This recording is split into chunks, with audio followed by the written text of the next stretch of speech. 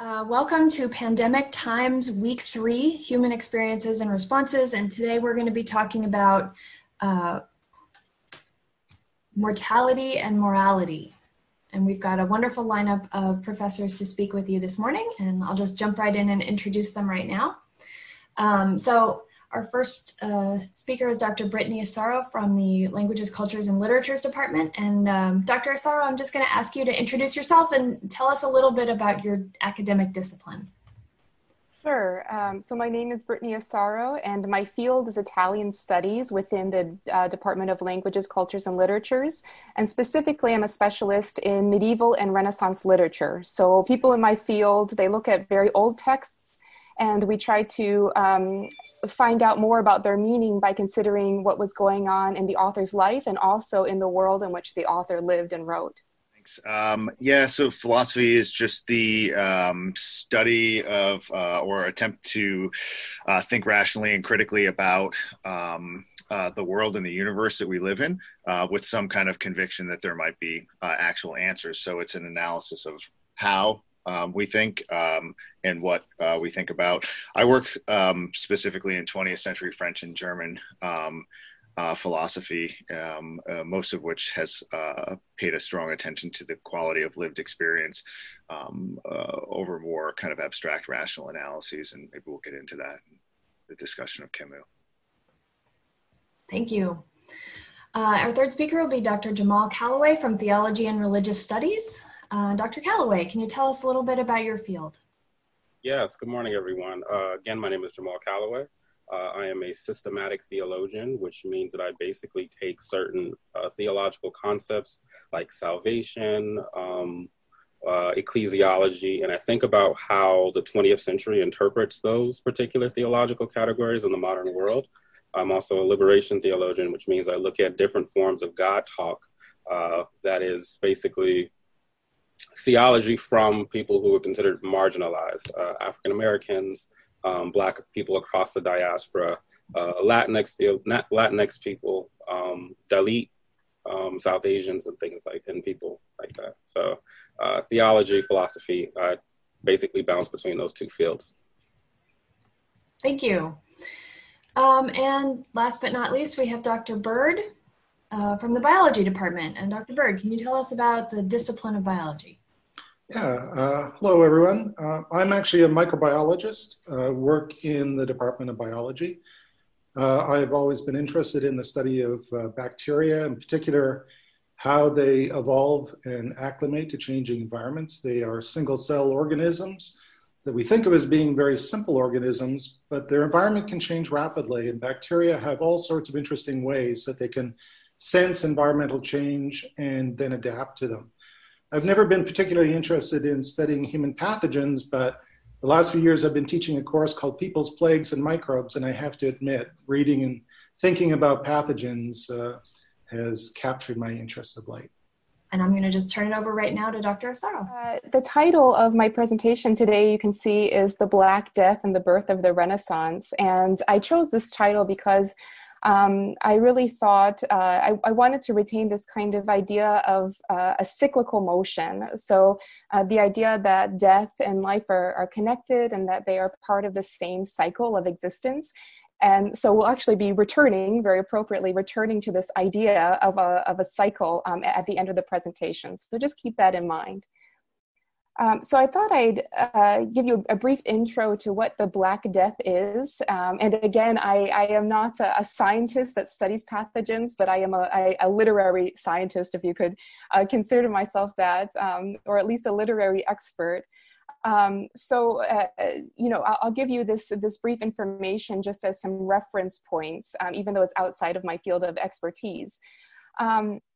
Returning to this idea of the cycle, I mean, this is an idea that you've already seen in this course, and particularly, I really appreciate Dr. Sheehan introducing this entire course with a quote from Dickens' A Tale of Two Cities, saying that it could have been written yesterday. And I think there's some comfort in knowing that even though this is the first time we are seeing something with the COVID-19 pandemic, particularly of this nature, it's not the first time that human beings have dealt with wide-scale disease by any means. And we've seen that in the lectures of several professors, Dr. Miller in the first week, Dr. Tyrrell in the first week.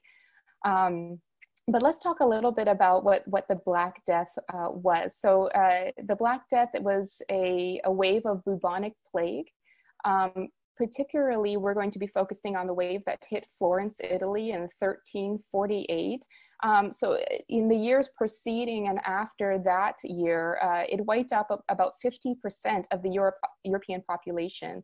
And 60% in some of the more populated cities, including Florence, where Giovanni Boccaccio, the writer that we're going to be focusing on today, was writing and living. And to give you an idea of what this kind of destruction looked like, I'm going to present you with an image.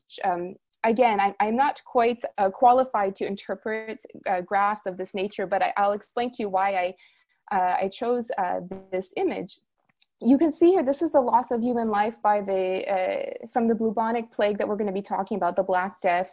And here, of course, these numbers are always this data is always being updated, but here we have the COVID-19. So again, I'm presenting this to you because of how I saw this image for the first time. And it was actually on a post from a fellow Italianist from Wesleyan University. And she said that looking at this, her first reaction was terror, not necessarily about the COVID-19 pandemic, but about the Black Plague, and thinking about how hard it would have been for people living in the 14th century. And so I wanted to show this to you not only to help you understand the scale and not to compare human suffering, which is useless, but because by appreciating the past, and in a way to do that is to look at literature, we are able to develop compassion for not only those who live in the present day, but for those who lived so many centuries before that. So this is one of the values, I think, of looking at past events through various modes. So I want to give you a brief introduction to the Decameron. So this is Giovanni Boccaccio. You can see he was living in the 14th century. This is a statue that is actually in front of the Uffizi in Florence. Giovanni was born in a small hill town outside of Florence, Certaldo, which no one goes to very much anymore, but there is a lovely Boccaccio festival in Italy each year. Probably not this one, but hopefully again in the future. And you can see by the dates, I mentioned that the Black Death hits Florence in 1348. He had just moved there back from Naples about 2 years before. So this is someone who experienced the Black Death firsthand. And he writes about it in the Decameron, in his masterpiece that we'll be looking at today.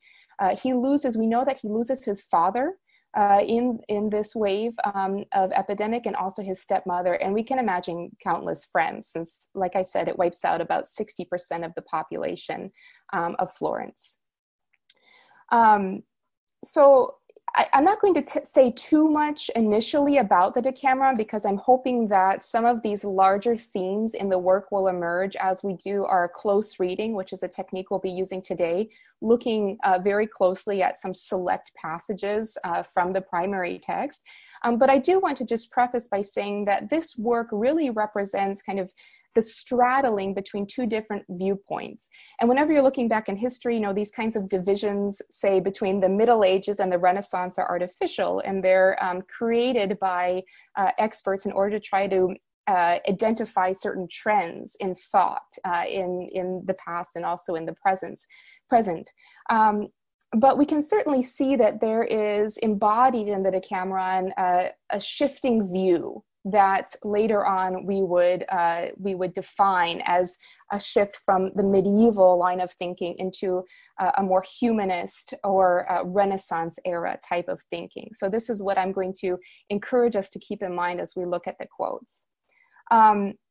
And one of, I would say, the main factors you could argue that kind of shifts this mindset is the Black Plague. And it makes sense, because when you have a phenomenon of such a wide scale, it's only natural that you're going to have some huge changes, not in the demographic, and then that filters into the changes into the social structure, and then that's going to filter into changes in viewpoints, in literature, in art, and that is certainly what we see in Italy, especially during this time period.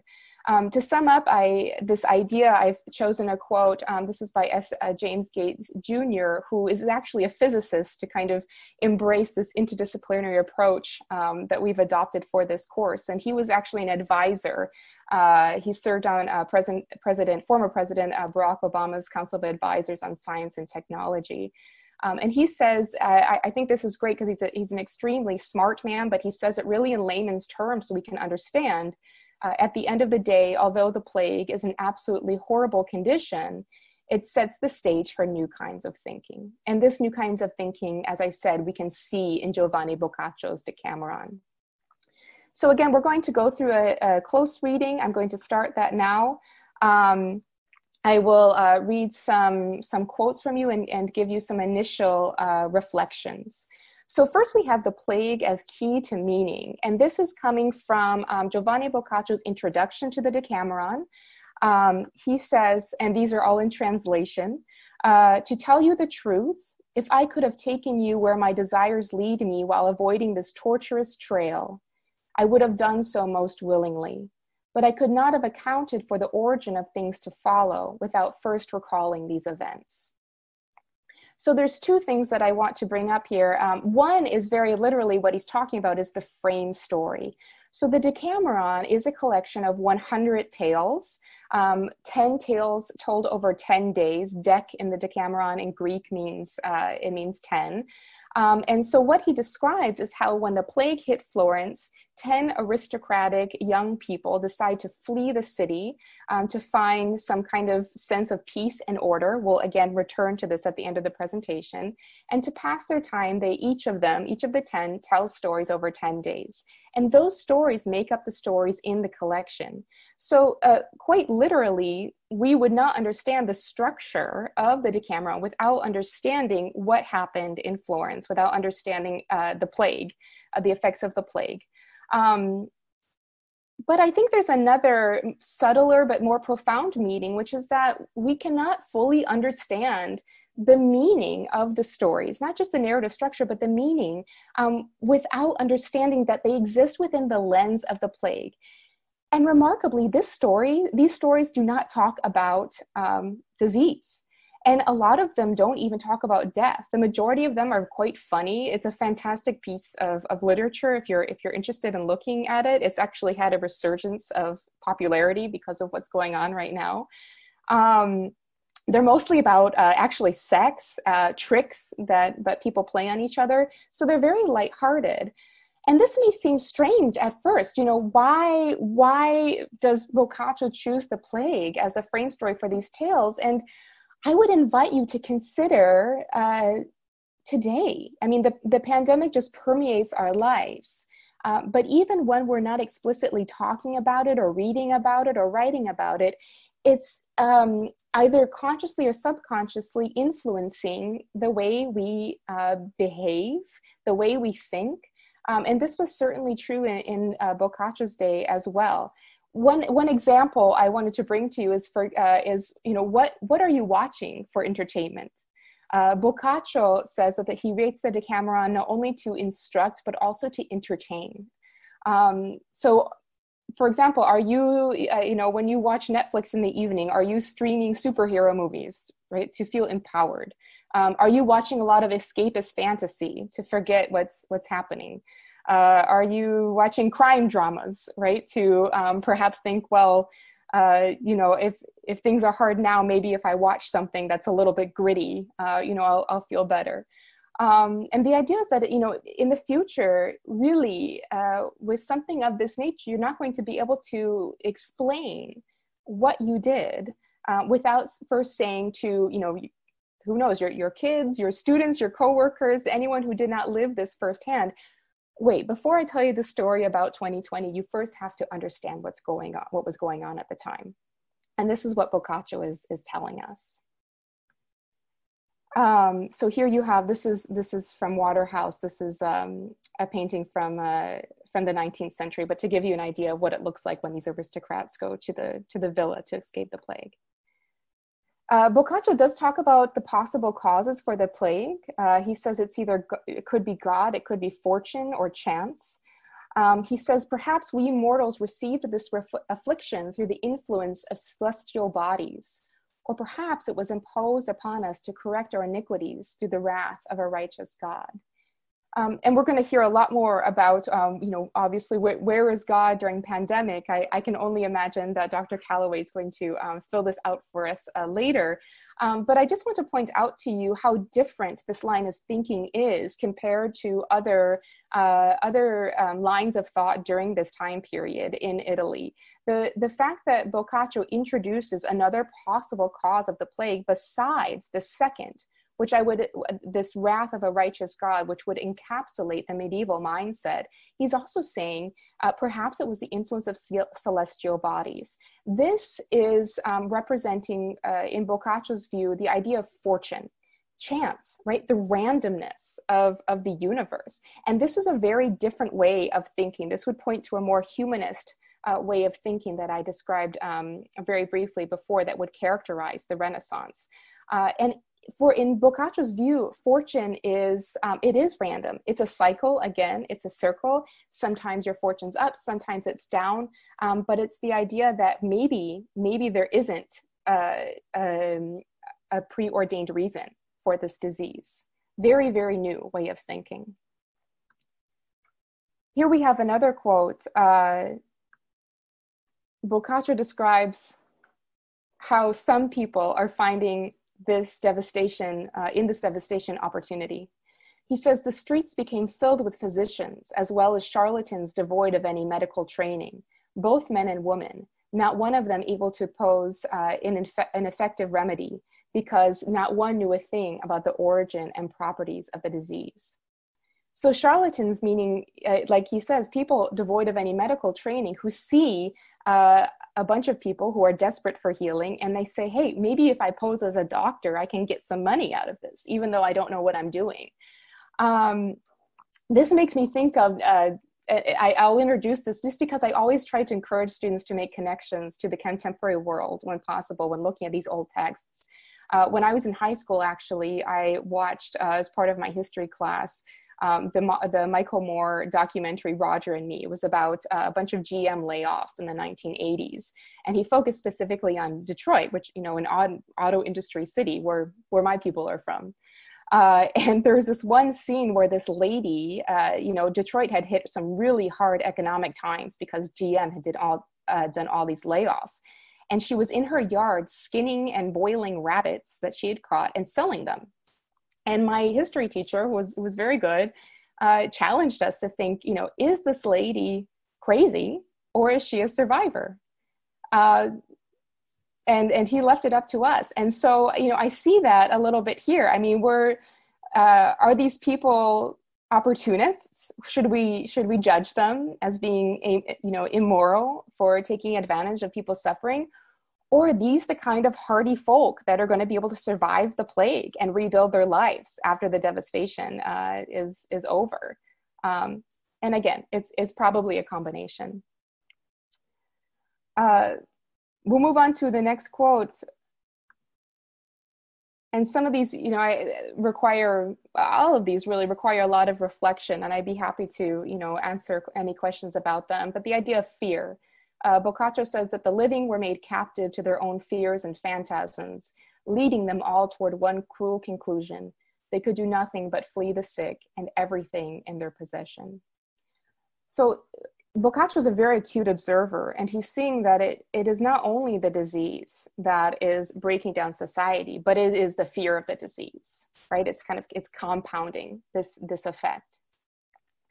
And he gives us two different examples of people who are driven by this fear and their efforts to survive. I call them the play it safers and the party people. Now, pre-2020, I used to ask my students which category did they think that they would fall into had they lived during the plague. And, you know, this has become a much more sensitive issue. And, you know, we can see who, you know, how people really have reacted. Have people played it safe during this pandemic, or are there other people that just say, forget it, we're going to party, it's all over? And interesting that, I mean, this, to me, this seems very, very, like Dr. Sheehan said, it could have been written yesterday, right? So we have the play it safers. There were some who believed that by living in moderation and avoiding all excess, they might avoid a similar misfortune. And then there's others that are of a contrary view, claiming that the best medicine against all such misery and desolation was a riot of drinking, carousing, singing, and the satiation of every appetite in the spirit of merrymaking, laughter, and mockery.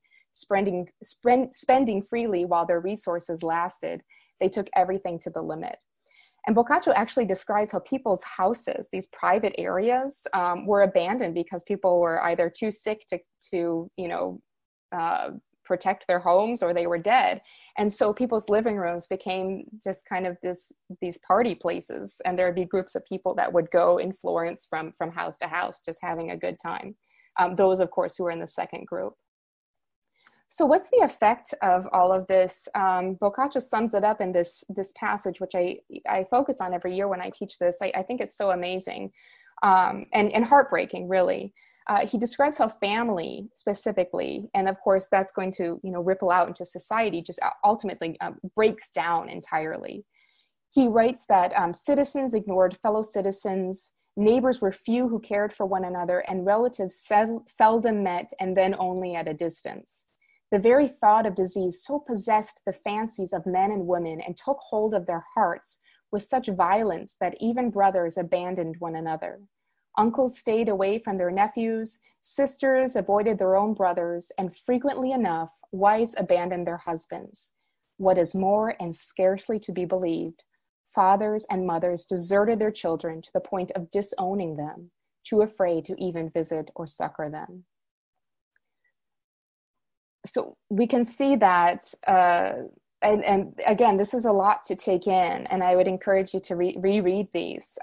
But basically what he's describing is the breakdown of society, which at its heart is the breakdown of the family unit. It's kind of the point of no return. You know, once fathers and mothers start abandoning their children, there's really nothing you can do to reverse that damage, you know, until some of this disease is eradicated. I wanted to also look at this other quote, the suffering of the poor. So Boccaccio describes how everyone's affected, right? It doesn't matter how much money you have, you know, whether you're famous or not, you're going to be affected by this disease. However, he does focus in on the poorer classes who do not have as many resources. For example, who are not able to escape to one of their villas in the countryside. And so the poor are disproportionately negatively affected. And I'm actually working on an article on this, principally talking about not the poor, but about how women were affected by the plague.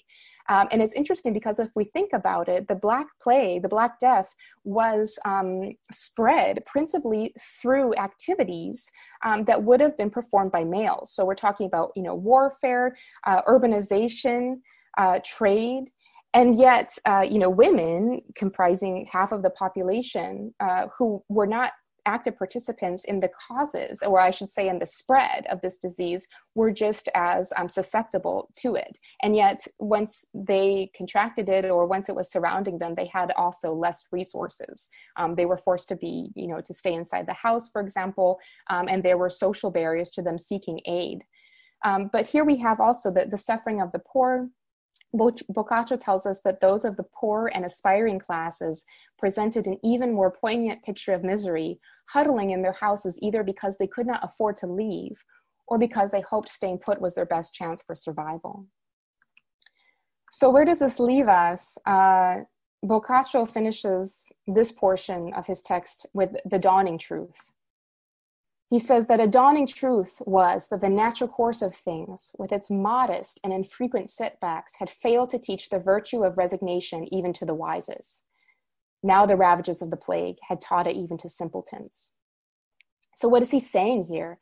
Life with its modest and infrequent setbacks. So, you know, when life's going pretty well, we kind of we kind of go on autopilot, right? We become a little full of ourselves maybe, and we adopt this, we adhere to this illusion of control.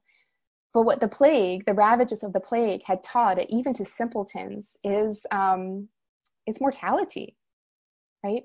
That our material stuff is not going to save anybody. And it just really doesn't matter when you're faced with something of this nature.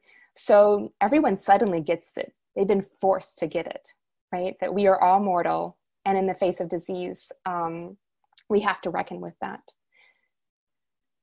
So luckily, it doesn't end here, right? That's not the end of the story. And I wanted to conclude with a more optimistic note, because that's what Boccaccio does. I think that Boccaccio, I don't know if I would consider him exactly an optimist, but he has kind of a smiling irony about the human condition. He's a little bit kind of like Mark Twain. He's a little bit misanthropic as well, meaning that I don't know if we can say he has a high opinion of people in general, but at least he's able to laugh at it. And this is really what Boccaccio presents to us, and why we can answer the question, why does he talk about sex and tricks and all this comedy in the middle of the plague? Because he understands that laughter and storytelling is a life-giving force. So let's look at this new beginning. I mentioned it before, and I promised you we'd come back to this to complete our cycle. So one of the 10, I mentioned that 10 aristocrats, they meet at a church in Florence and they decide to leave. And in order to convince them to leave, that one of the 10, Pampinea, says to the rest, "We should shun like death itself all the bad examples of wickedness set by others. In all honesty, I think we should retreat to our country properties, considering the many we have to choose from. There we may seek enjoyment, pleasure, and happiness within the bounds of reason." So first of all, we have to know these are aristocrats, so they are able to leave, right? They have many country villas. And I was going to show you with a bit of nostalgia, this is where they go. I spent a summer working at a winery in Chianti, because that's what happens when you study Italian. It's fantastic. So this is where they go. They're very lucky, right? So we have to also understand that. Don't forget what the poorer classes are experiencing at the same time. And the other note that observation I wanted to make is that she says that they can go to the villa and seek enjoyment, pleasure, and happiness within the bounds of reason. So the idea is that in order to rebuild society, because this group of 10 is going to represent the new society after the plague, they not only have to seek pleasure, right, to rediscover that joy, but also to rediscover order, the order that was lost. And I challenge you to think about, in fact, I would imagine that you can relate, right? There's going to be some pleasure in the restoration of order once this is all is over, right? You just can't have a general carousing to kind of find this fulfillment. It has to be joy and in order to combat the chaos, right, that the plague has caused. I mentioned the new society. This is not to say, however, that it's going to be a return to the status quo, right? And this is where we return to the idea of the birth of the Renaissance. So what are these stories also going to show us of this new mindset? I made a couple of allusions to it before. One is that when we look at Boccaccio, a very good way to kind of see the medieval mindset and how he's different is to look back at Dante, who you may know, he wrote the Divine Comedy. That work is very, very linear in structure. There's a right and a wrong answer for Dante. The world that Boccaccio is going to show us in these stories is an open world. He's going to present us not with exemplums of what's good and bad or what's wrong or right, but there's going to be an open morality. He's going to give us a mosaic of human behavior without judgment. This is why it's so new. So, even though I want to be careful about not romanticizing the Renaissance, I mean, this is also an extremely violent time period. The plague does return, not to this degree, but it does return several times. It was marked with almost constant warfare. And of course, we cannot ignore the religious persecution as well as the crimes against many, many, many peoples as a result of aggressive European expansionism. However, what I think we can see here is how the Black Plague actually did serve as a catalyst for change in this time period. And I'm going to conclude, like I said, with a return to the idea of life's cyclical motion. And I think this is such a fantastic quote by Boccaccio. He says, just as the apogee of joy is followed by sorrow, so misery finds its sequel in happiness. And I'm going to just read to you the passage where this comes from, which you didn't find in your abridged reading, but I think it's so beautiful. And I will conclude with this. He says, I realize that many of you will consider this prelude to the work both somber and disagreeable because it opens with the painful account of the deadly plague, the horrendous devastation which you were all familiar with or have closely witnessed. But I do not want to frighten you from reading on. It's not as though everything to follow will foster sighs and tears. This appalling opening will be to you what a steep and craggy mountain is to travelers who continue thereafter across a plain so pleasant and beautiful that it more than compensates for the efforts put into the climb and the descent.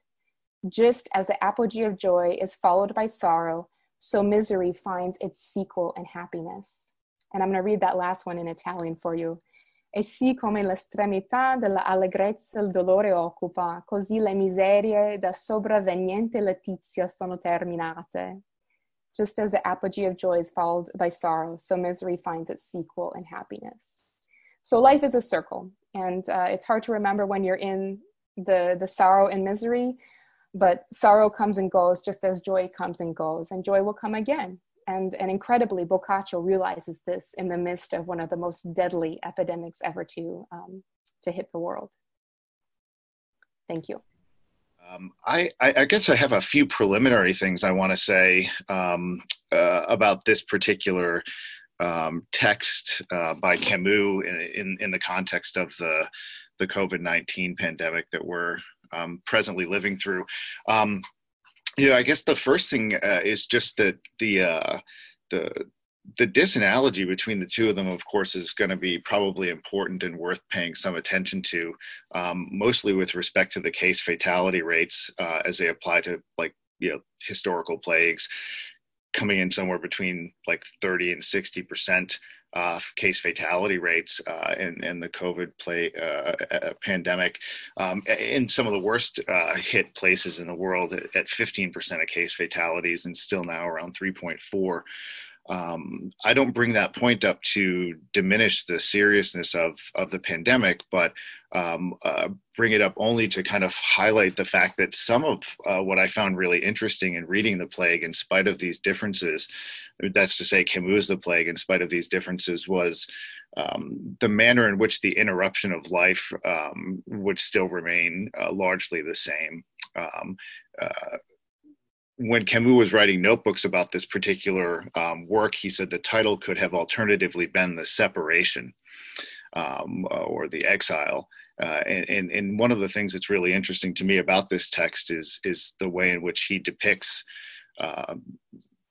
the interruption to ordinary human life, the kind of alienation that these diseases create, the ways in which those interruptions and alienations are themselves metaphorical microcosmic deaths, loss of connections to friends, loss of connections to work, sometimes loss of work itself in these cases, loss of familiarity with everyday life. So I thought that was interesting. And the reason I wanted to kind of start there is to tell you that I really struggled to choose selections of this really large and really great work of literature to present to y'all while we were working through this particular section on mortality and morality. In the end, I think I settled, and I wanted to tell you something about why I settled on the selection that I provided before I give a kind of broader outline, but I settled on that particular text in the monologue by the character Taru, largely because it's one of the places in the text where we'll be able to kind of touch on the two different ways of reading Camus the Plague, as I'll talk about in a little. Some of it is supposed to be a kind of a concrete analysis of the ways in which disease, biological disease, actually disrupts and affects human life. The other is potentially an argument that the plague, Camus the Plague, is a rather extended analogy for what was referred to as the brown pestilence in France at the time, and that was to say the reference of brown pestilence to the Nazi occupation in World War II. So this particular text by Theroux allows us to do that, or it doesn't allow us to do anything. It enables us to do it. It's not like the text gave me permission to do something. That's a silly use of the expression allow. It enables us to think about those two ways of reading the text.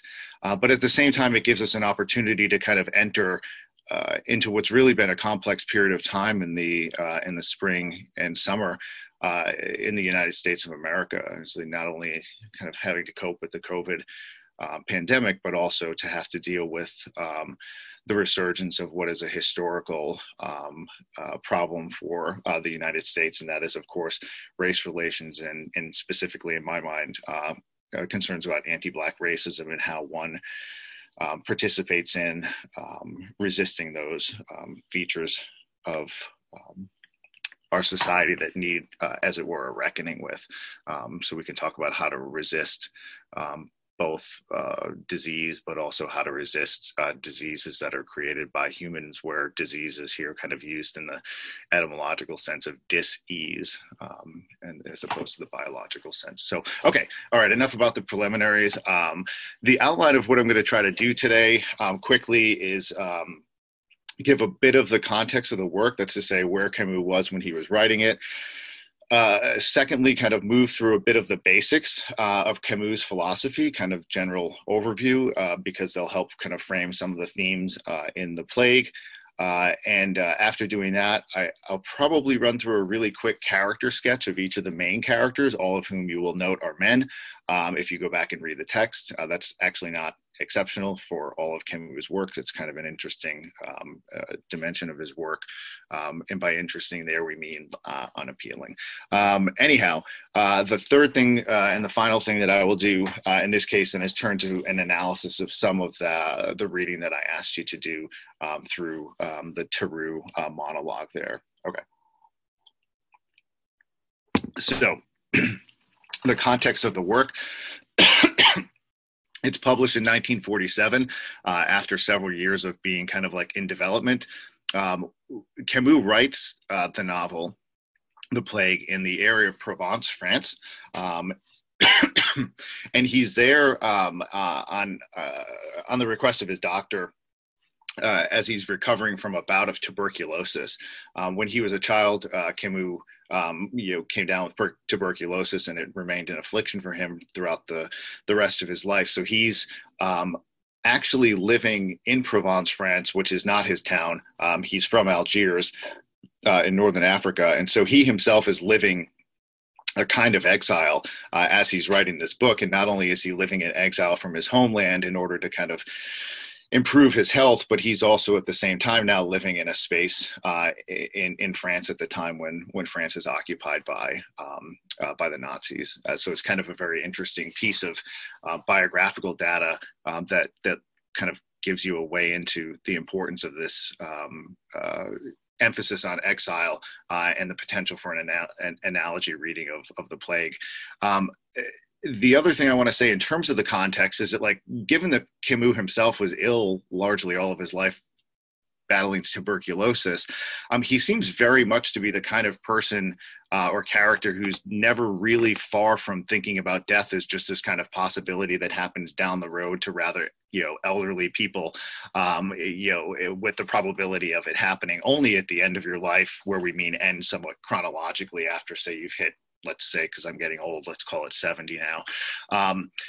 But really for him kind of always has the issue of mortality on the horizon. In addition to the idea that he himself, battles a kind of illness that could be life-threatening. He loses his father when he's a child in World War I.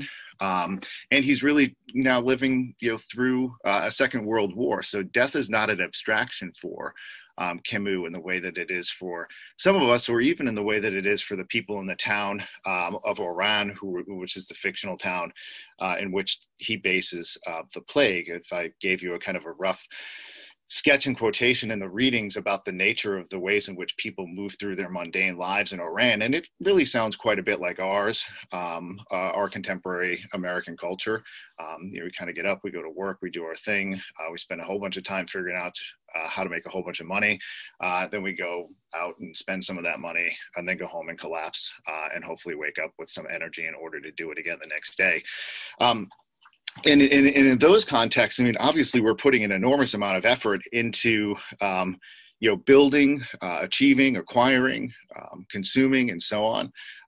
All of these are efforts, of course, to construct an identity or a meaning in human life, all of which, no matter how much success we find in them, Camus, I think, believes will be removed from us, obviously, and what is life's greatest plague in his sense, and that's obviously the inevitable, unavoidable, mortality or death of the human being.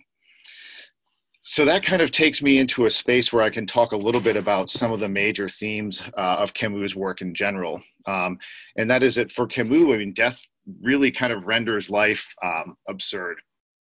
And that's a technical term for Camus that I'll just explain here in a minute. But death is the kind of paramount or paradigm case of what reveals the indifference of the universe to human enterprise or human endeavor. Right? So Camus had this kind of idea of what he would call the benign indifference of the universe. It's to say, like, despite our endeavors and our hopes and our wishes, the universe doesn't care about us or what we're attempting to do. It's just a kind of a trivially true observation in some sense, but one that needs to be said or mentioned because, of course, like, as we're busy moving around with our important lives, we tend not to identify very much the fact that the universe is indifferent to our lives. This is not to say that it's hostile to our lives. This is not to say that it's antagonistic to our lives. It's simply just indifferent. It can't have a preference one way or another about our desires to satisfy our hopes and wishes. So death becomes this kind of like, place in which the benign indifference of the universe, according to Camus, kind of like really reveals itself to individual human beings, whether it's in the form, say, of catching an illness, something like a plague, or the possibility of catching an illness or something like a plague, being diagnosed with a terminal illness or something like cancer, or just simply having experience of the death of a loved one rather early on in one's life. Death is something that, as it were, kind of takes what we might call in philosophical terms the background of life and puts it into the foreground, or it takes the horizon and it brings it up to the presence, right? In that way, in all of Camus' works, if you've heard of any of them, the myth of Sisyphus tends to be the kind of text that folks would largely go to. And there, the character of Sisyphus is this Greek mythical figure who's like been punished by the gods for violating them in some way. And his punishment is an eternity of rolling a rock up a hill, only to find that the rock rolls back down the hill. And when Sisyphus wakes up in the morning, he gets to go back to roll the rock back up the hill again. And he does this for all eternity inescapably. That seems much more painful to me than death, actually, in this way. It's like the kind of futility that pervades human life, the monotony that characterizes that kind of work. It surely has an analogy to our day-to-day lives in contemporary Western culture. Or probably human contemporary culture. But in this case, like, death seems like a relief and a release from that, whereas Sisyphus has none. He's condemned for all eternity to kind of continue to do the same monotonous thing. And Camus says this, he's like, well, there are two ways to understand what Sisyphus does, because every day he rolls that rock up the hill. He says one thing we could say is that Sisyphus makes the rock his thing. And that's to say that, like, with total absorption, without reflecting or asking the question, what is this amounting to? What am I getting out of this? Where is it going? He just does the job. and that's it. Alternatively, Camus says Sisyphus might basically just think, you know, to hell with the gods. You know, you gave me this horrible affliction, you know, bang off. I'm going to roll that rock up the hill and you can send it back down there, but I'm going to do it again out of spite, right? Out of pure rebellion, right? I'm going to just resist the punishment that you've given me in those ways. So in the second case, we can think that Camus' Sisyphus just resists, literally just resists the punishment that he's been given, kind of defiantly. And this is what happens, I think, when we get into Camus' The Plague, because The Plague is obviously an interesting text insofar as it obviously brings the notion of death to the forefront, as I was kind of talking about earlier. And it's a really gruesome, kind of painful death that some of the characters in this novel experience. It's hard to read at certain points, especially if you were to kind of take a look at the scene where a young child dies of the plague. It's just really difficult to kind of move through. But in this case, it's also revealed to us that this plague is non-discriminate. That's to say, it doesn't discriminate between who gets it, young, old, black or white, French or Algerian. It just simply doesn't discriminate, right? Whoever gets it is a victim, and whoever gets it is blameless. This is the kind of interesting thing about the plague for me as I read through Camus at this point, right? All are victims and all are blameless. We can't really kind of point to or explain the plague, say like, where did it come from, right? We can give an account of its nature, of its biological characteristics and so on. But we can't explain it, why here, why now, why this group, not that group, and so on. And it really can't be prevented, right? It's not like somehow like we cope with it once it presents itself, but it's not like somehow it could be largely predicted. It only can, as it were, be resisted in the way that Sisyphus resists the punishment that the gods have given him. It can be resisted, but it can't be prevented in these ways. Right. All of this finally takes us to the third point of the generality of Camus' philosophy as it might apply to the plague, but that's the notion of the absurd. Right. So in this case where we have the benign indifference of the universe as it is kind of like really presented to us in the case of death, or even most particularly in the case of the potential for acquiring the plague. The absurd shows itself in this way. It is, as Camus puts it, the confrontation between human rationality and the indifference of the universe. Right? It's this idea that knowing why doesn't always satisfy us.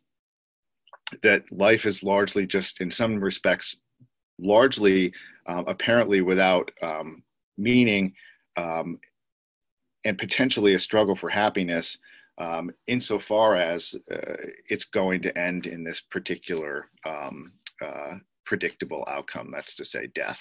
Right? You don't know the how, you don't know the when, but you just for sure know the what in that case.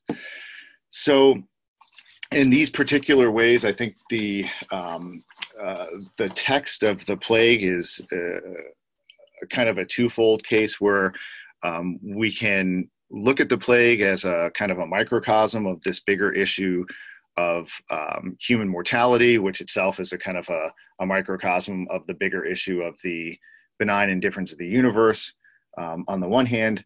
And we could also look at the plague as a text, as a matter of kind of trying to understand the call to resistance, the call to rebellion, that even if it's the case that life is to end in the ways that Camus seems to think that it will, even if it's the case that the plague, although it's kind of indiscriminate and only can be prevented, but can't have been predicted in such a way as to be avoided, there seems to be for Camus a kind of an obligation that we resist or attempt to resist or fight against this mortality or potential mortality.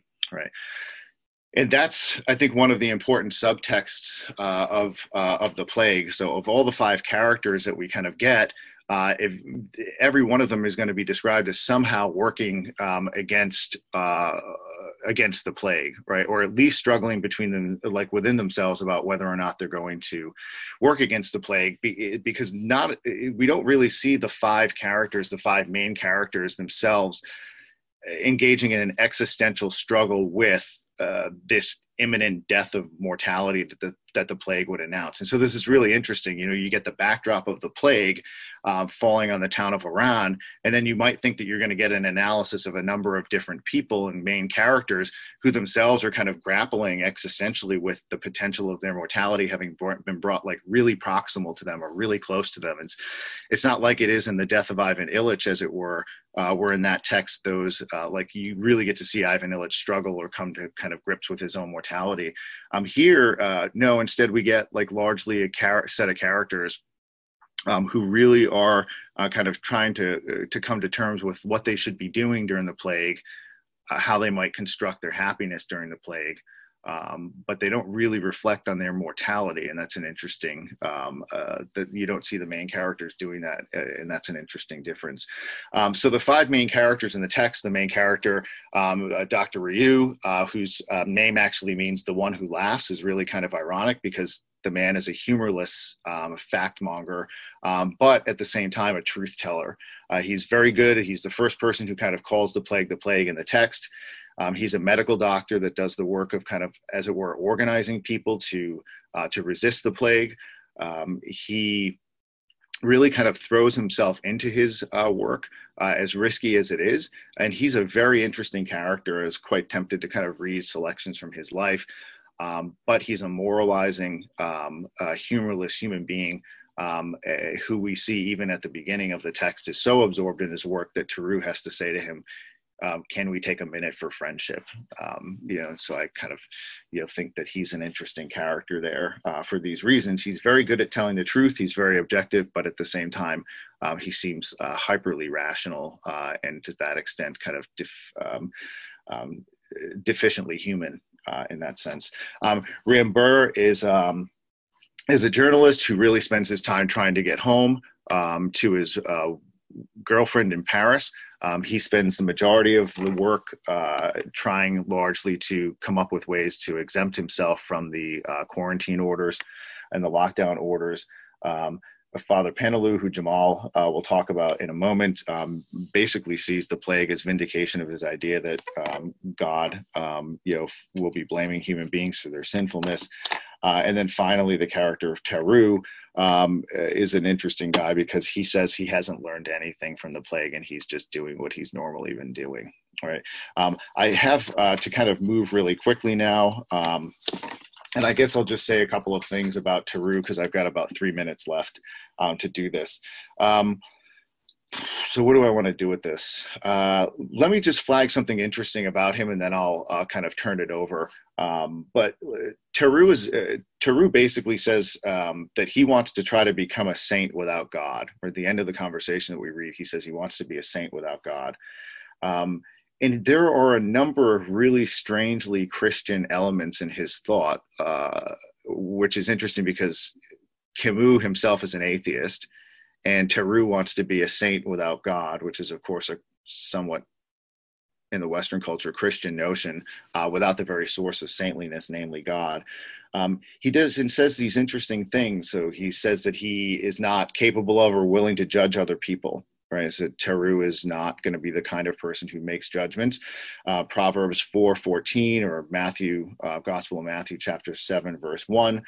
We of course get the allusion to the claim that judge not, lest ye shall also be judged. He's a character who spends his life in the commitment to the abolition of the death penalty, which is interesting, of course, because the Christian theme here is that only God is capable of giving and deciding when to take life. And then he has these other ideas. He says, I'll always commit myself morally to taking the side of the victim, which is exactly what Yahweh does in the Hebrew Bible, taking the side of the Israelites, and what Christ does in the New Testament, taking the sides of the poor, the children and the prostitutes. And then finally, the idea for Theroux that he says that we all have plague. We all have the plague within us. It's a very secularized Christian notion of fallenness or original sin.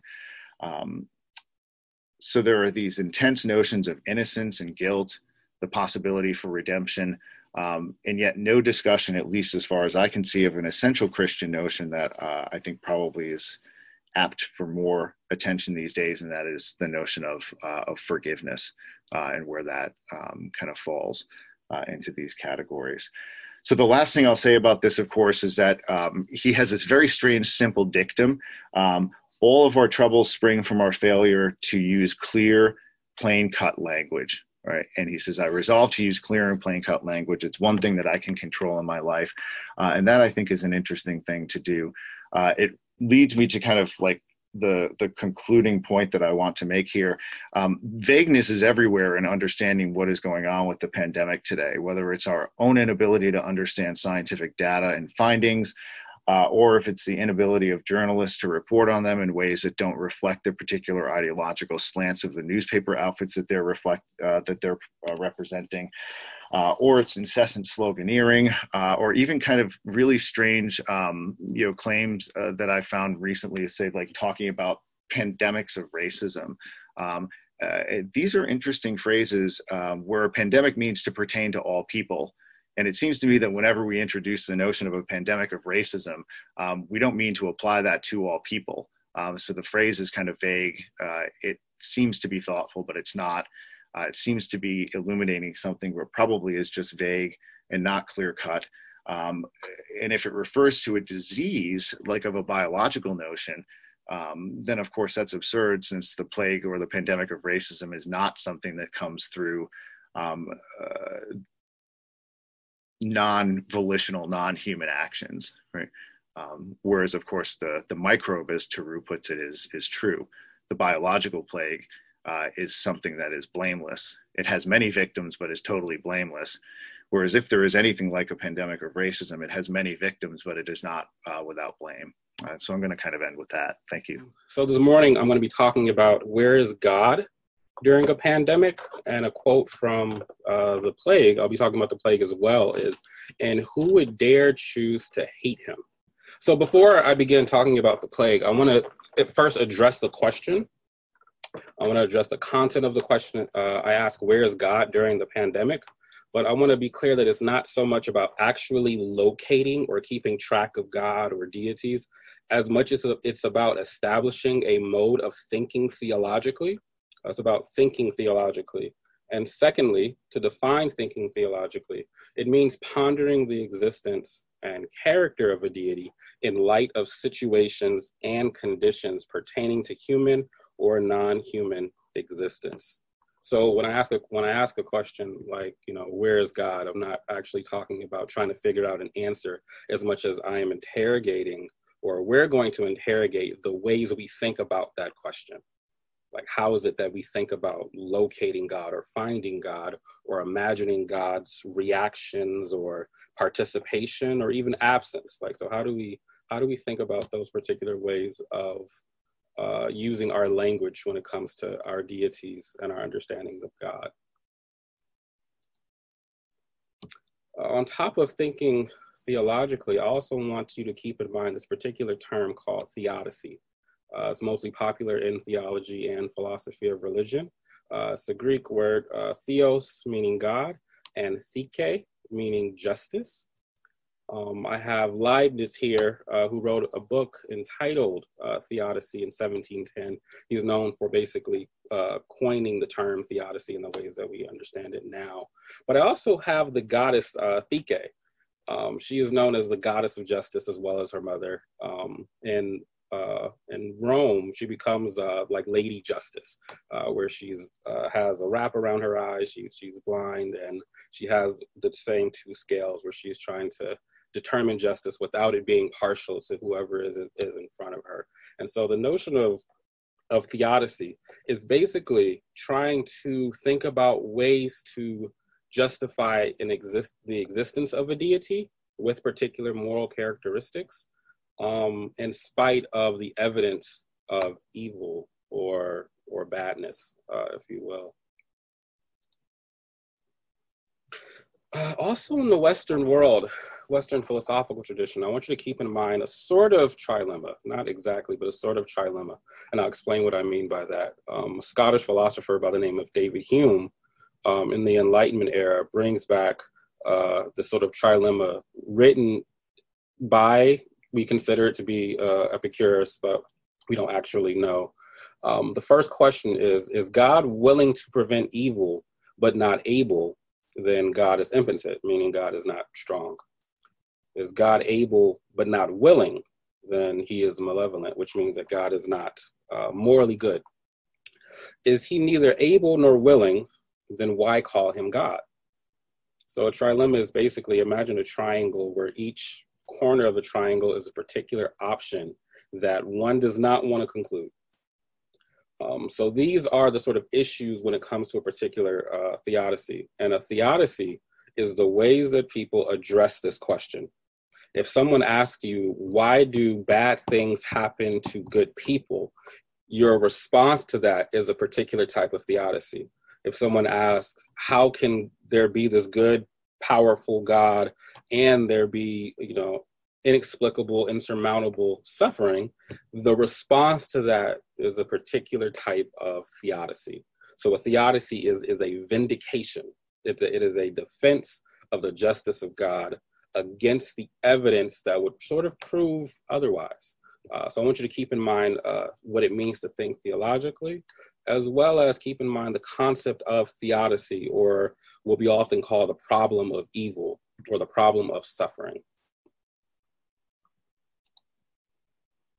One of the ways that we address the problem of evil is, we say it has nothing to do with God. It's about human activity. It's about human participation. It's humanity's fault. And we have Martha Stewart here, and we have Robert Downey Jr., who would be considered technically ex-cons. They found themselves in terrible positions, and we say it is their own fault. It is their own criminal behavior. And that is why there's evil and there is injustice in the world, because humans are fundamentally bad, or they are amoral and capable of participating in immorality. So that's one response. The theodicy is it's not God's fault. It's humanity's fault. But then that leaves room for a different question. That's moral evil. What about natural evil?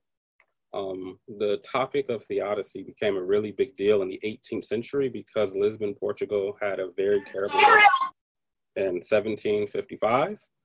And so that natural evil, meaning that it wasn't personal, it wasn't about human activity or behavior. So the question becomes, why does natural evil occur? Earthquakes, tsunamis, hurricanes, things like that. We had a couple of earthquakes in the last few years. You had an earthquake that shattered thousands of people in Haiti, Nepal, Puerto Rico, and a hurricane last year in the Bahamas. That was pretty terrible. And so the question becomes, how do we address or think about God amidst these types of things, these types of catastrophes that have seemingly little to do with human behavior or activity? And that is where Albert Camus comes in. He wants to pose a way of thinking about theology that addresses both human and natural evil. And like Dr. Kelly talked about in terms of the plague, we have a protagonist whose name is Dr. Ryu, who sort of embodies, I believe, most of Camus' particular philosophy. And I actually recommend reading The Plague if you've never read it in its entirety. I think it's a phenomenal novel. It's one of my favorite novels. It has deeply impacted and affected me as a theologian. And in the novel, it's in an Algerian city. Dr. Kelly said it's Oran. And they notice rats dying. And the rats would, in a sort of rat way, would cough up blood. They find blood, and then the rat would just sort of die. And they found numerous rats. And so Dr. Ryu kept track of it, and he noticed that, okay, there's some sort of issue. There's something terrible going on. And then his concierge in his hotel or in his apartment building became sick and died. And Dr. Ryu tried to convince the other medical staff, other people, that there was a plague. No one took him seriously until they had no choice but to take him seriously. There are people who left, and there are people who could not leave and stayed. And Dr. Ryu just sort of committed his life to trying to heal patients who had the plague. But there was no medicine, there was no vaccination. And so the question becomes, why did Dr. Ryu stay? Like, what was it about him that forced him to, like Sisyphus, push a rock up a mountain? One of Dr. Ryu's, I wouldn't call enemies, but a sort of antagonist, is a Catholic priest, a Jesuit priest named Father Panelu. Now, for Camus and for Dr. Ryu, the universe in many ways is kind of meaningless. What I mean by that is there isn't a story of meaning or a narrative arc or horizon to the universe. You're sort of thrown in a world in a sort of Heideggerian sense, and you live life and you die. And you end up creating and making meaning in your life. It's not given to you in some sort of preordained theological story. For Christians, for Catholics, for Muslims, for Jews, they have an overarching story to the universe, that there is a point to existence, that there is a point of life. And so Father Panelu functions as the sort of archetype of the Catholic Church to Camus. Father Panelu embodies how Camus believes religious people think, meaning thinking theologically in times of crises. These are not exactly the way that Camus himself thinks, because he's a devout atheist, but his philosophy has more to do with behaviors and actions. In other words, Camus is not necessarily interested in the way that people think that they think. He's more interested in the way that people behave and react in particular circumstances. And those behaviors and reactions will then reveal their actual beliefs. For Camus, people can say what they believe and explain their own ideologies and doctrines, but the truth of their actual beliefs will be understood through their response to life and its vicissitudes. In other words, there's an extent to which what people avowedly say they believe will always be necessary, not just to people, but, or I'll say it differently. There's an extent to which what people say they believe will be not only a mystery to those around them, but even mysterious to themselves. So what isn't mysterious for Camus is, I'll quote, the totality of their deeds and the consequences caused in life by their presence. Whatever it is that one believes will be exuded and revealed through their actions and reactions, not what they say, not what they claim to hold on intellectually. So what do we know about Father Panelu? What we know from the reading is that he was a Jesuit priest who was a part of the Oran Geographical Society, and he was a scholar or an authority on ancient inscriptions. He also had a sort of a following. He reached an audience by lecturing on present-day individualism.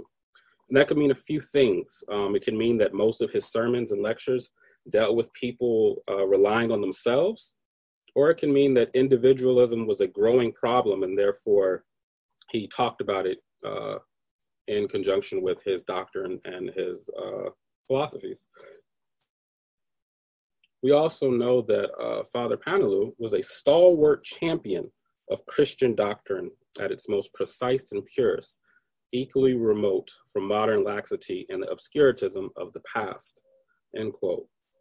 And what Camus was saying there about this particular character is that, for one, Father Panelu isn't seduced by Enlightenment thinking. And Enlightenment thinking was when you combine your scientific discoveries and you combine that with your faith. He wasn't compelled to negotiate his faith with any growing knowledge of modernity. Nor was he indifferent to religion and rituals in the ways that he saw it in his community. We know from other passages that Oran isn't really a religious city. So while at the same time he wasn't seduced by Enlightenment thinking, nor was he seduced by the desire to ignore certain parts of the Bible and say that it had nothing to do with the particular time period that he lived in, or to say it wasn't the distant past.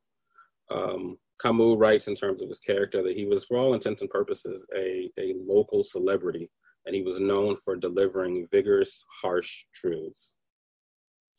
So we already have a sort of glimpse in terms of how the other characters in Oran are handling or responding to the plague. But Camus, in this particular part that we read, wants to show how the ecclesiastical authorities resolve to do battle against the plague with weapons that are appropriate to them. In other words, Camus wants to see how they handled the plague during their week of prayers. And so what the church did was they set their week of prayers in honor of this particular saint, Saint Roch or Saint Roch, however you want to pronounce it is fine. And you can see the dog there. He's a patron saint of two things. He's a patron saint of those who are infected with diseases, and he's a patron saint of dogs. He was born a wealthy French nobleman in Montpellier, France. And after hearing the gospel at around age 20, and after his parents died, the story goes that he sold all that he had and he gave money to the poor, and then he tried to travel to Rome. But on his way to Rome, while in Italy, he found people who were suffering and going through the Black Death that Dr. Asaro talked about. So he found people who were suffering from the bubonic plague, and he found himself trying to care for them, trying to be there for them and to serve them and be a good, minister to them, until he himself caught the plague. And so when he caught the plague, he decided to isolate himself in a forest. And the story or the legend goes that while he's social distancing and isolating himself in a forest, there were people who were paying attention to this particular dog who would go and get bread whenever they were giving out free bread. And this dog would not eat the bread, but travel, this long route and sort of just disappear and come back the next day to get more bread. And so a particular merchant decided to follow this dog. And what he discovered was the dog was bringing bread to Saint Roch, and there the merchant decided to start taking care of him until Saint Roch got well. Saint Roch decided to return back to France, but he looked so different that the people thought he was a spy, and so he became imprisoned, and he died in prison. And when they were getting ready to bury him, they found this sort of a cross birthmark on his chest.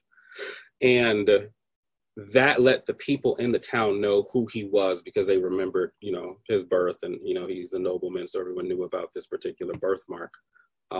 He gained particular popularity when the plague returned to Europe around 1414. So during the Council of Constance, he became a saint.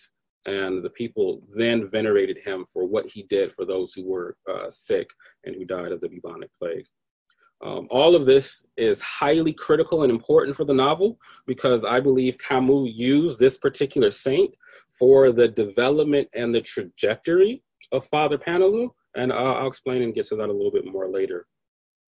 But going back to Father Paneloux, we have to note once again that this city wasn't very religious, and yet for this first sermon, the city was extremely packed.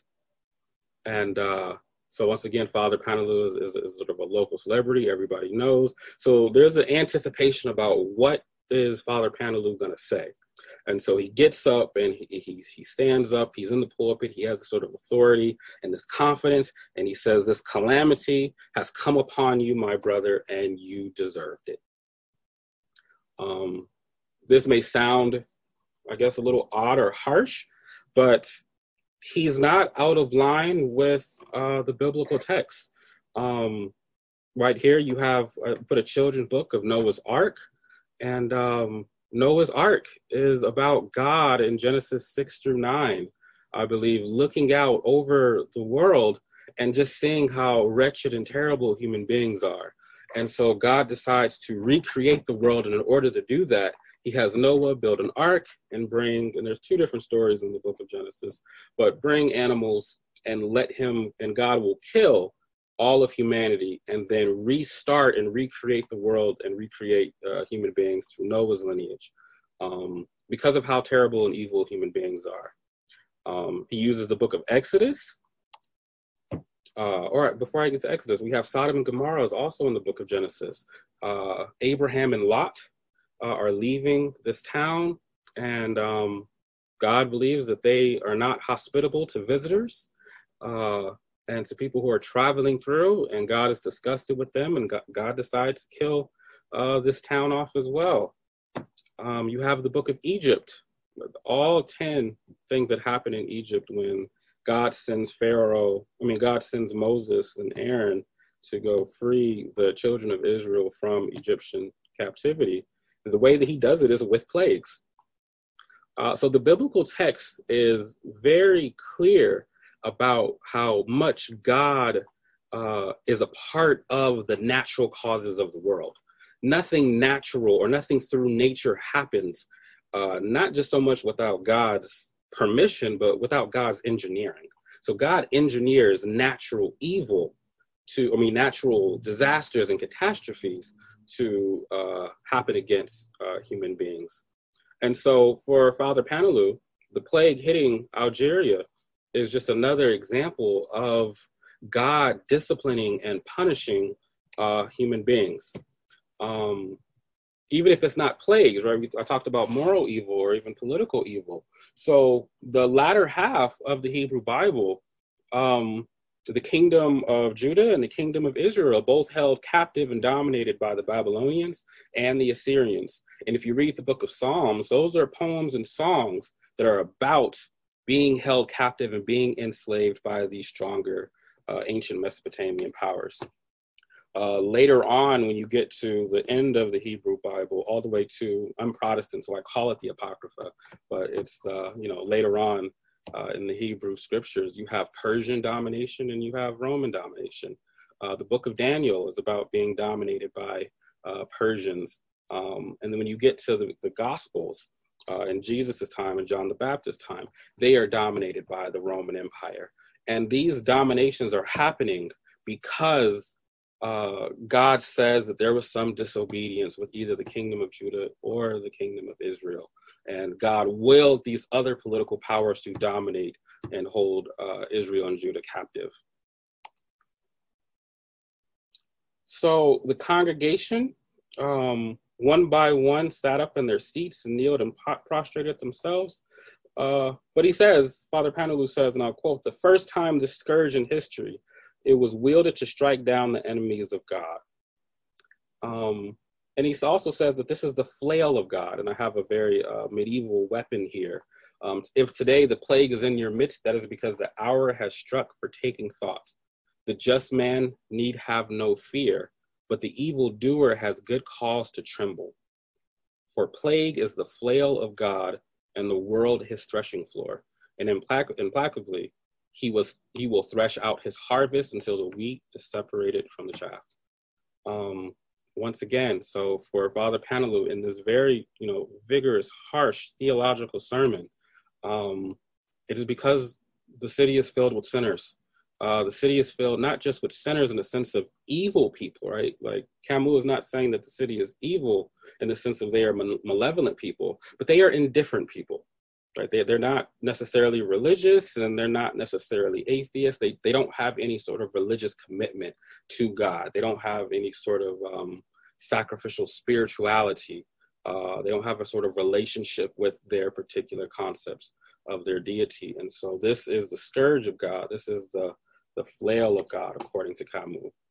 And so one by one in this first sermon, the congregation one by one sat up in their seats and kneeled, prostrating themselves under the Father's words. Camus writes, "Too long this world of ours has connived in evil.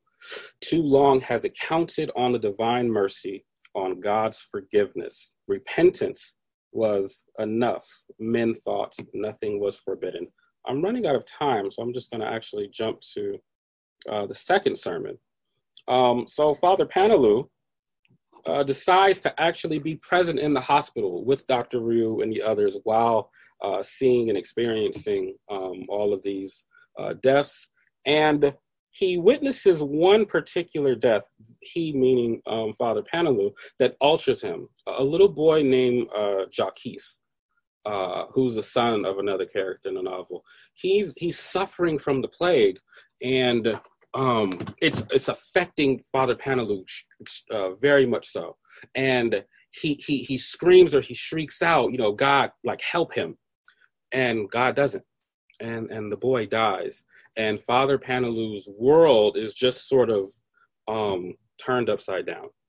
He's not the same character. So it is the death of a child, and it is the death of children in the plague in the city that is deeply affecting him. So in the second sermon, before he gets up in the pulpit, he sees Dr. Ryu, and he says he's writing this essay asking, is it okay is a priest justified in consulting a doctor?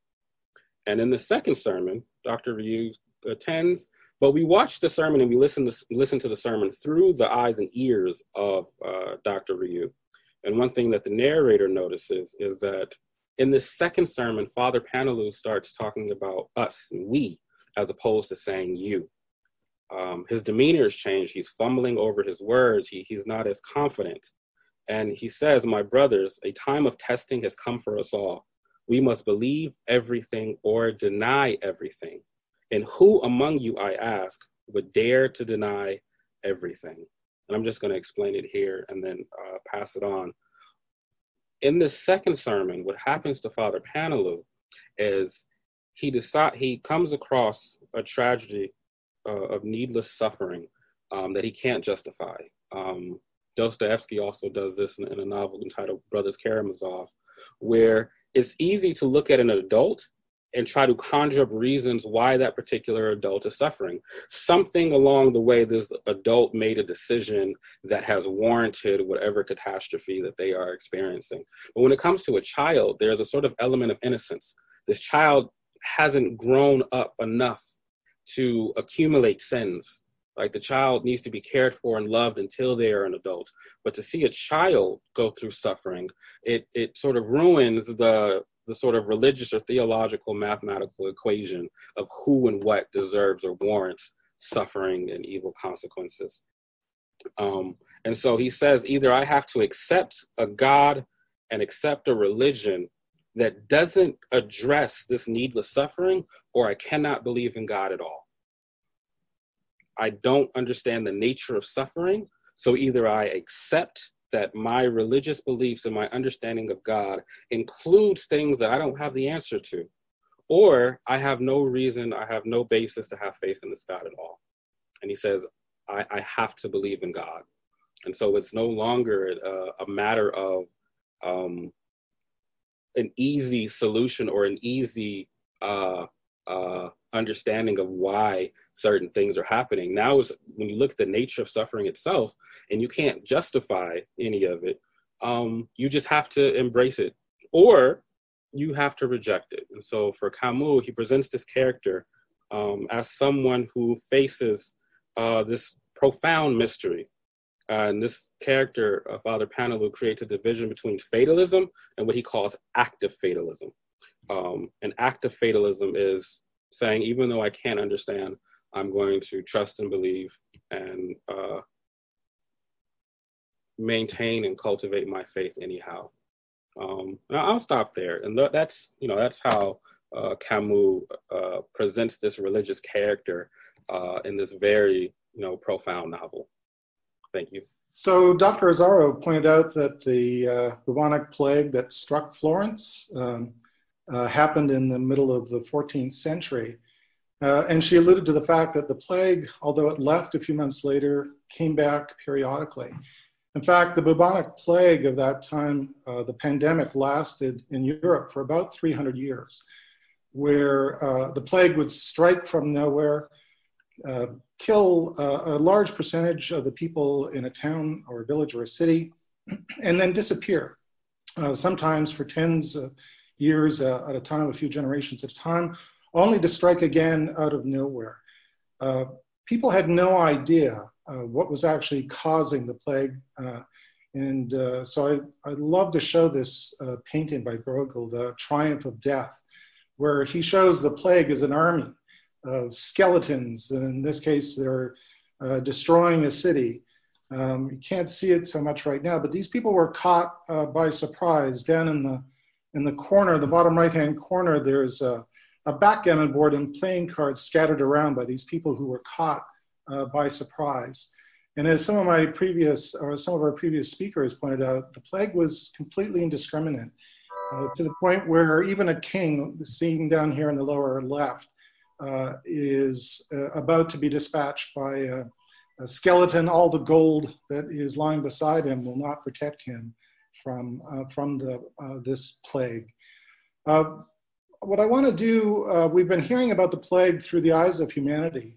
I want to turn it around now and view the plague through the eyes of the perpetrator, the pathogen. In this case, a bacterium that's called Yersinia pestis. When I was a kid, when you heard the word bacteria, it basically meant germ, and germ meant disease-causing agent. We now know that there are tens of millions of species of bacteria.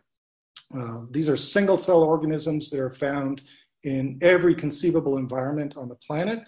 But out of these millions of different species, it turns out only about 1,400 of them cause disease in humans.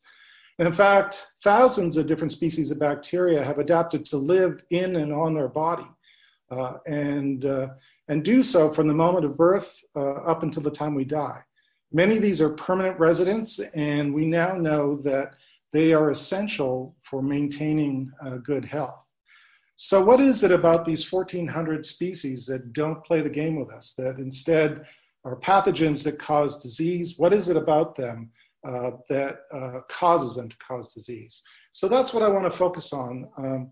Spill over the making of a pathogen, what defines a pathogen, what causes a bacteria to suddenly attack a host. How do zoonotic pathogens arise? Zoonotic pathogens are pathogens that arise in other animals, cause disease, and then make the jump to humans and spread through human populations. And then finally, how do pathogens cause epidemics? What special properties do they have that allow them to spread rapidly through the populations, as we're seeing right now with the COVID-19 pandemic? Okay, so I mentioned that the plague is caused by Yersinia pestis. This is an incredibly tiny microorganism on the order of 1 to 2 micrometers, a millionth of a meter in length. Obviously far too small to see, so the people of medieval times could be forgiven for not understanding that what was attacking them. Like all living organisms, bacteria evolve from previous ancestors. It turns out Yersinia pestis traces its ancestral lineage back to a soil bacterium that was relatively harmless. But in the last 5 to 10,000 years, something happened during the evolution of this organism so that it became a deadly pathogen. And that's what I want to talk about today. Pathogenic bacteria are often viewed as predators. Instead of a lion taking down a zebra on the African plain, these predators consume their prey from, or the host, in this case, if we talk about pathogens, they consume them from the inside. Pathogenic bacteria want to grow their population like any organism does, and they do that by destroying the tissues of their host. Now, obviously, we're talking in this case about human hosts. And once a pathogenic bacteria gets into a human, it breaks down the tissues to release nutrients that will feed the bacteria and allow it to grow its population. By breaking down the host, obviously, it's going to cause disease. And in the case of bubonic plague, that resulted in swollen and infected lymph nodes that were raised up as large welts that eventually turned black and blue, leading to the name Black Death. In this upper picture, you can see these people, these unfortunate people that have been afflicted with the plague, have several swellings of these bacteria that have destroyed the lymph nodes. That allows the bacteria to then spread into the blood. And you can see in the lower image here, these small black dots are the bacteria living amongst the red blood cells and the white blood cells of an individual. that allows them to spread through the entire body of the host, often resulting in death. The ability to do this and cause disease in humans, again, is limited to a very small number of bacteria that have been weaponized. These bacteria, these predators, have virulence factors that we can think of as being the claw and the tooth of a predator. These virulence factors allow the bacteria to destroy tissue and cause death. Now, in the case of Yersinia pestis, one of the most important virulence factors is called an injectosome. And this picture you can hopefully see down here on the left. You can see this is the surface of a bacterial cell, Yersinia pestis, and you might be able to see these very small needle-like projections that are extending out from the surface of the bacterium. These really are needles or syringes that the bacteria uses to inject deadly toxins into host cells, thereby destroying them and releasing nutrients. Now, it's interesting, people have speculated, where did Yersinia pestis acquire the ability to make injectosomes? As I said, this bacteria is believed to have evolved from a soil bacteria. Soil is full of bacteria and also predators that like to eat bacteria like amoebas. And so it's hypothesized that the injectosome was evolved as a way that Yersinia pestis and its ancestors could use to fend off predators like amoebas. And this picture up in the top right shows an amoeba extending its pseudopods around, about to engulf a bacterium where it can bring it in and digest it as a particle of food.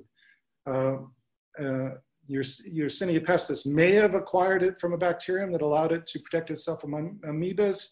In any case, Yersinia pestis uses the injectosome to kill human immune cells like macrophage, which is the picture on the lower right. This macrophage that's shown in pink is being attacked by several Yersinia pestis shown in green. And you can see this fact that the macrophage is blebbing out, it's bursting, it's being killed, and it's releasing its nutrients that will be happily lapped up by the bacteria. The injectosome enabled Yersinia pestis and its early ancestors to infect ground rodents like gerbils and squirrels and this ferocious looking marmot that's pictured here.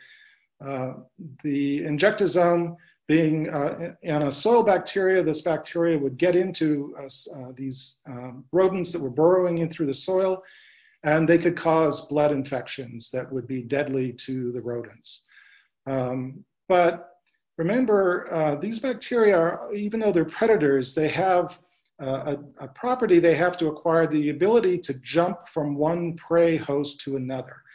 They have to cause disease, destroy tissue, grow their population, but it would all be for naught if at least some of the cells of that population were not able to get out of the old host into a new host and keep the disease going. And so that required new virulence factors. Yersinia pestis acquired the ability to use fleas as an efficient vector. So a vector being something, in this case, an organism that allowed the bacteria to move from host to host. The flea is a perfect vector, at least it is now, for Yersinia pestis, because the flea feeds on the blood of a rodent. The bacteria are circulating through the blood of the rodents. So when the flea takes a blood meal, and you can see the blood meal in the stomach of the flea here, it also contains bacteria, the bacteria Y. pestis. If the flea bites another individual, it will regurgitate some of the bacteria that it ingested in the first meal, and so those bacteria now are injected into a new host where it can continue the infection. And in some cases, the flea, if it bites two different species, can move the bacteria from one species of rodent into another. Eventually, in the 14th century, it's believed the flea moved the bacteria from wild living rodents like marmots into black rat, which is momentous because black rats like to live near human dwellings. As we heard about in the book that was just being talked about, cities often knew that a plague was about to strike when large numbers of rats were found dead because the bacterium had killed off the rat. That brought the bacterium into close proximity to large human populations and set the stage for the bacteria to jump from rodents into people, spillover. Now, two important genetic changes had to occur in pestis before it could use fleas as an efficient vector. First, the bacteria had to stop killing the flea. Early ancestors of Y. pestis were deadly to fleas. They would get into the hindgut of the flea that's shown in the black here, and they would produce a toxin that would quickly kill the flea, which would make it useless as a vector. It's not going to be able to move the bacteria to another host. And so Yersinia pestis acquired a mutation that prevented it from making the toxin in fleas, thereby keeping the flea alive. So that was the first mutation that had to happen. Secondly, instead of occupying the hindgut, Yersinia pestis began to occupy the foregut of the flea, and in particular, a one-way valve that is found between the esophagus and the entry into the stomach. That one-way valve allows the flea to take a blood meal from one host, to keep the blood in the stomach, and then the flea can go on and bite a second host. That valve is supposed to prevent the blood from being regurgitated into the second host and allow it to take the second blood meal without losing the first. That's not very helpful to Yersinia pestis if it wants to use the flea as a vector. And so what it does instead is it inactivates that valve. So whenever the flea does bite a new host, it can't help but regurgitate its previous meal and the bacteria that reside in that meal. The result is the flea begins to starve because it keeps losing its previous blood meals every time it feeds. And of course, if the flea's starving, what's it going to do but continue biting endlessly, biting one individual of another, constantly transmitting the bacteria from old host to new host. So it's a perfect vector now for Yersinia pestis. So now the flea can transfer the bacteria from large natural populations of rodents like marmots, ground squirrels, to the more domesticated rodents like black rats. And then when the rats die off, the flea, because they have no more rat host, can begin biting humans, or humans that handle dead rodents, dead or dying rodents, or even hunting rodents like marmots. There's the occasional jumping of the bacteria from rodents to humans. What's missing here, though, is efficient transfer from humans to humans, which has to occur for a pandemic to happen. When we see these huge numbers of people being infected over a very short time, it's because the bacteria acquired the ability to jump efficiently from host to host. And that required a new mutation on the part of Yersinia pestis to be able to jump from human to human effectively. About 5,000 years ago, Yersinia pestis acquired the ability to dissolve blood clots, which is an important trait because blood clots, one of their functions, aside from to stop bleeding, is to wall off the pathogen and stop the ability of the pathogen from spreading throughout the body. By dissolving these blood clots, Yersinia pestis becomes a very effective pathogen that can enter through a flea bite, move quickly through the body, and eventually infect the lungs.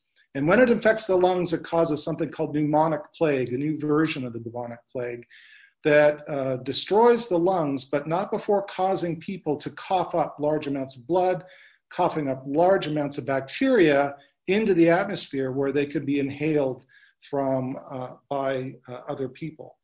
And so now we've got bacteria that perhaps are getting into the human population initially through flea bites, being effectively transmitted airborne from person to person because people have pneumonic plague. This is a very, very effective way for a pathogen to be transmitted from person to person, causing large pandemics. And of course, we're seeing that now with airborne transmission of the virus that causes COVID-19. All right, so it's believed that the stage was set for the Black Death of the medieval times when Mongols swept out of the steppes of what's now Russia and attacked a small town called Kaffa.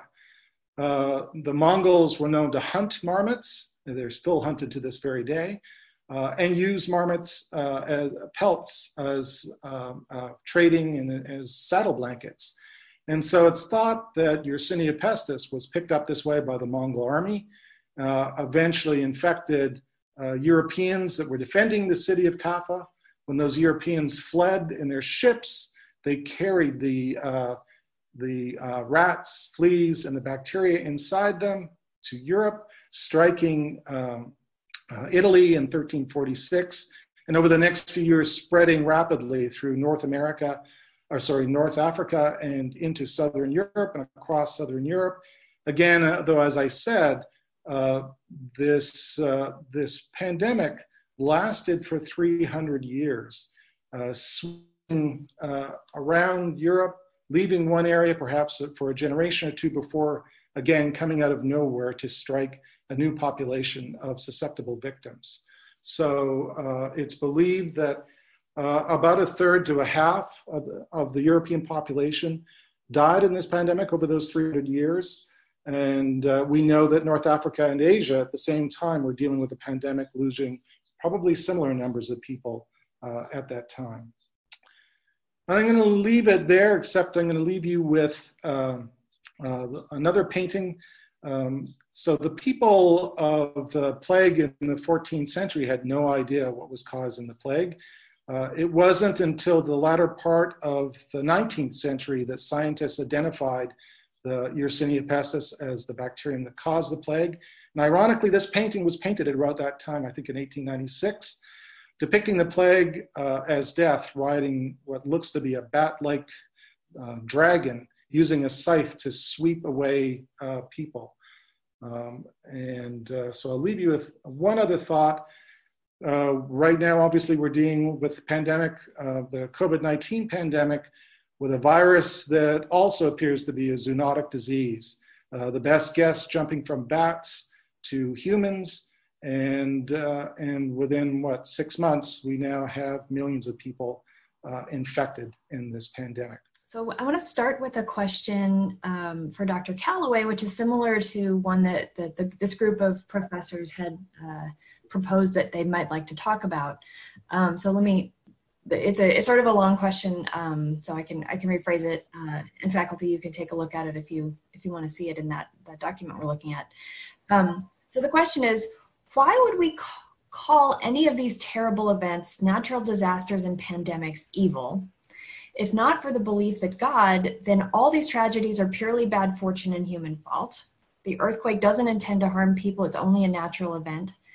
The only evil there is the systems which cause groups to be disproportionately harmed. But when you consider that God set the earthquake in motion, how does that shift the blame and evil? I think there are scholars and religious people and a-religious or atheist people who would suggest that natural disasters are not evil because they're not personal. So they can't be considered or qualified as evil in the same way that religious people who do have either a particular deity or a constellation of deities, or believe that the universe itself has some sort of theory or morality to it. So there are communities of people who would not qualify natural disasters as evil, but then the response to that question is also in the question itself, right? So when we talk about even the plague, Oran is an Algerian city in Camus' context, which means it's a colonized country by France. And so the conditions under which the people can respond and maneuver and grow and develop to natural disasters can be considered a type of evil. So if you look at Nepal, or the places that I highlighted in the lecture, Nepal or Haiti or Puerto Rico, these are all disadvantaged countries that are taken advantage of by larger powers. And so the infrastructure isn't in place for them to respond to certain natural disasters in the same way or capacity that the United Kingdom or the United States or China can. And so, yeah, it's hard to think about how to call something evil if there isn't an intent. But there is evil already present before the natural disaster occurs. And so when thinking about these sorts of huge catastrophic and political events. They're all tied together in ways that we don't really think about until it comes to responding to it. Secondly, Notre Dame went on fire, I believe, a couple years ago, and the entire world sort of mourned, went through a sort of grief over, losing this famous medieval church. But an earthquake could happen in Haiti or Nepal, and there can be like, oh man, that's really sad. Right. So like, what are the different ways that we respond emotionally and psychologically to different types of catastrophes? So evil may not be from the universe, the galaxy, or a deity, but it can be present in human responses, in human constructions, and human activities still. Did anyone else want to talk about the question of whether pathogens can be evil? That was a question that you all indicated some interest in before we got started. Well, I guess I would say that, if we view pathogens as predators, we don't think of a lion bringing down a gazelle as being evil. It's simply doing what it has to do to survive. And, so pathogens can be viewed with that way. Now, if you were the gazelle or the zebra, you might not view the lion that way. And so it's easy to view a pathogen as being evil. The truth is, the natural world can sometimes be a harsh place and can seem unforgiving. There were some questions for Dr. Asaro at the beginning, sort of beginning with the work that you were talking about. Someone asked, what social class was Boccaccio in, and did his personal experiences, how did his personal experiences impact his writings as part of his social class? This question is actually very pertinent when it comes to Boccaccio. So Boccaccio I mentioned him straddling two different points of view, kind of the characteristically medieval point of view, and then what would be a humanistic point of view that would later be associated with the Renaissance. But he also straddles, I would say, two different social identities. One is his belonging to the merchant class. So his dad was actually a very wealthy merchant. And I mentioned that he returned to Florence after being born in Certaldo, near Florence. He returns to Florence about 2 years before the plague hits. Before that, he was in Naples. His dad was working for the Bardi Bank, which is a very was actually the bank to the king of Naples. Naples was a kingdom at the time. And it was there that he cultivated his love for literature and his familiarity, very close familiarity with the aristocratic world, because he's basically a favorite at court. While his dad's working for the king's, with the king's finances, Boccaccio's able to use the royal library, and he is able to meet all of these people at court. So he develops this deep familiarity with the aristocratic world, and then he returns. Of course, that merchant class identity really, runs deep within him as well. And you see, so I should mention that the Decameron is often called the mercantile epic. So it really is a masterpiece that generally celebrates this new rising merchant class. There's a lot of things that I'm saying now that are quite complex, but to be brief, I'll say that this is quite a change from what was happening before.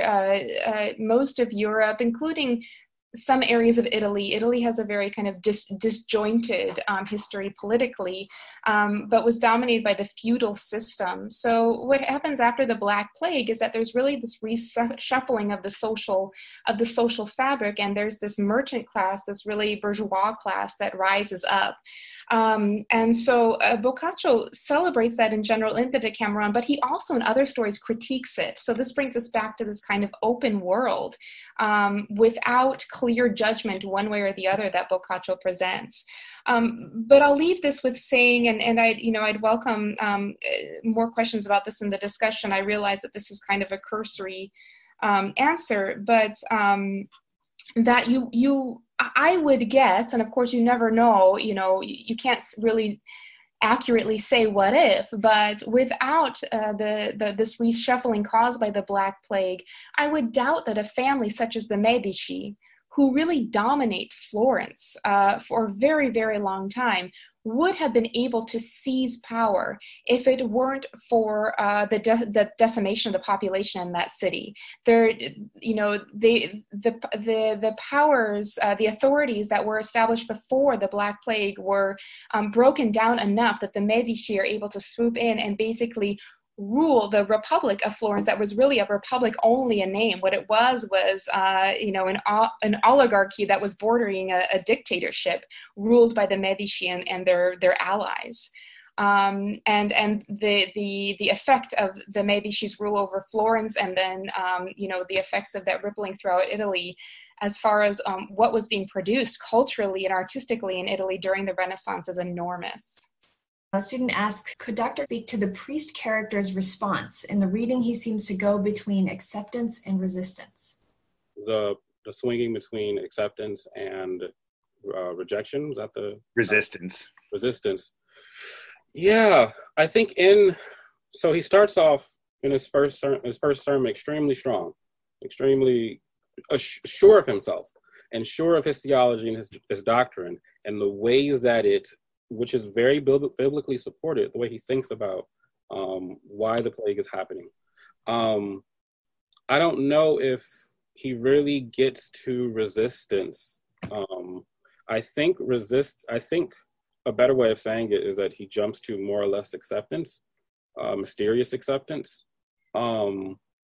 because the certainty has completely dwindled. I think when we think about religious people or our religions or the concept of religion, we think that faith and doubt is the binary. It's the two opposing features. But, you know, a theologian by the name of Paul Tillich would say doubt is actually a part of faith, and it is actually the foundation of faith. The binary, more accurately or precisely stated, is faith and certainty. And so the lack of certainty creates, I guess, in many ways a resistance, but more or less an embracing or an acceptance of the inability to resist the plague. Because he can't resist the plague, he has to accept God and the circumstances under which he cannot resist it. I think the more or less resistance come from Dr. Ryu, because we don't know why he's staying in the city trying to heal people when there isn't a reason. Everyone's dying. He's not actually healing anyone. And so what makes him decide to stay and continue trying to take care of people who are constantly dying? For the priest, he remarks about something that happened during the Black Plague, where there were a bunch of clergy who decided to leave the town except for one, leave Italy except for one. And Father Panelu basically, you know, slams his fist on the pulpit and says that we all have to be that one priest who stayed. So his resistance is a form of staying and accepting that you cannot resist, and not being able to resist is a form of embracing God, which is also a way of embracing everyone with a sort of love. Staying in, even though you cannot resist, is a form of love. And that puts you in community with the vulnerable, which is very different from his first sermon. The latter part of Jamall's answer, I think, is really kind of the right way, and the way that I would go with understanding that. So you don't really get a form of resistance from that character, but you do get a form of solidarity out of Panelu at the end. And the grammatical shift in terms are really important to follow in this case. The other characters are places or figures where you kind of get examples of resistance. So a character named Grand, the character of Theroux, the character eventually of the journalist Rambert, like they all continue, they'll all decide to actively work with Ryu, but you don't see that in Panelu. But the question is phrased in an interesting way. If we take it by acceptance, he means to suggest, that's to say the student who suggests the question is acceptance of the plague by way of understanding it as a kind of a just punishment from God. And just to kind of unfold that matter, and I think Jamall gestures to this, if acceptance is understood in that way, as the student is kind of formulating it, then yeah, at the outset, Panelu kind of accepts that this is God's just punishment for human sinfulness. And then we don't get necessarily resistance, but we do have a certain kind of set of incredulity towards that kind of really simple kind of orthodox understanding of God's punishment. And we'll sign off here, and we'll see everybody next week.